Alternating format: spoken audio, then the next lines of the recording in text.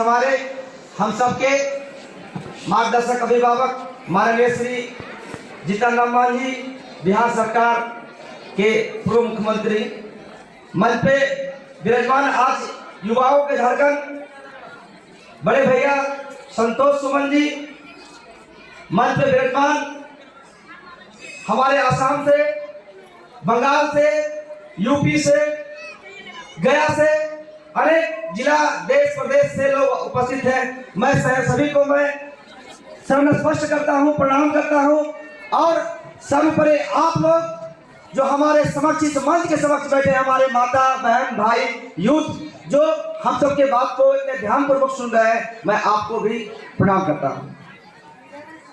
साथ ही आज विभिन्न स्तर पर बात हो रहा है।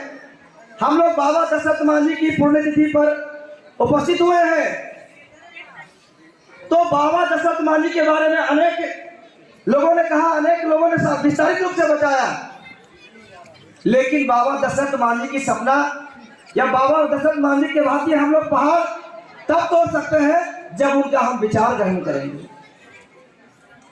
जब उनका हम विचार ग्रहण करेंगे, लोग अपने मनोबल को कितना छोटा कर लेता है कि कहता है मेरे पास आर्थिक सुविधा नहीं है, हमारे घर में पढ़े लिखे नहीं है, तो हम अपने बच्चों को कैसे पढ़ाएंगे।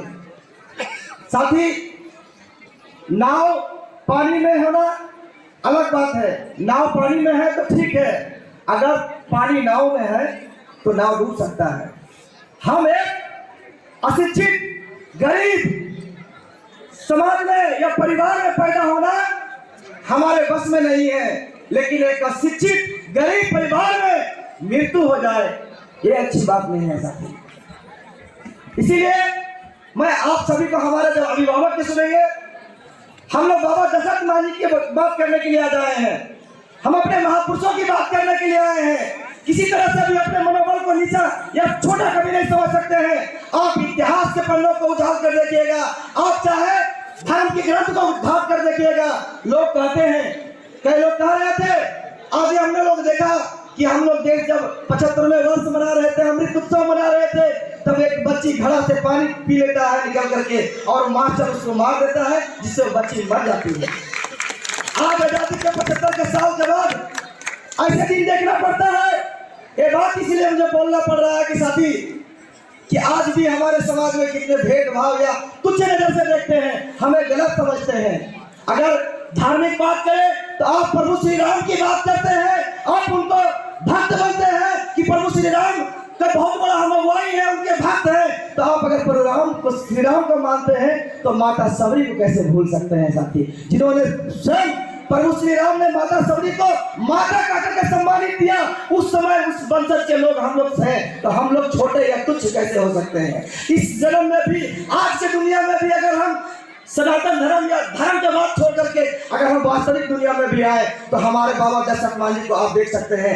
बाबा दशरथ मांझी ने किसी के बिना सहयोग के बिना किसी सहायता के बिना, बाबा दशरथ मांझी के पास न कोई यंत्र था, न कोई जंत्र था। उनके शरीर में भी वो मांझी भूखे मुसक्कर एक जज्बा था, एक जोश था। उनके पास एक छेनी हथौड़ी मात्र था। उनके बलों पर उनके सहायता से पहाड़ को चीर करके रास्ता का निर्माण कर दिया। क्या ये राष्ट्र हित में काम नहीं है? क्या ये देश हित में काम नहीं है? क्या ये बिहार हित में काम नहीं है? अगर वास्तव में इस देश हित में मानते हैं, वास्तव में दलितों को भी सम्मान करते हैं, वास्तव में मांझी जाति का भी सम्मान करते हैं, तो बाबा दशरथ मांझी के लिए प्रत्येक मुख्यमंत्री, राष्ट्रपति उनको भी भारत रत्न से सम्मानित करेगा। तभी समझेंगे कि अमृत उत्सव हमारे लिए सफल है, तभी समझेंगे कि इस देश में, आजाद देश में दलितों का भी सम्मान है, तभी समझेंगे इस आजाद देश में इस गरीब मजदूरों का सम्मान है। अन्यथा आजादी आभारी कभी हमें कोसने से नहीं होगा।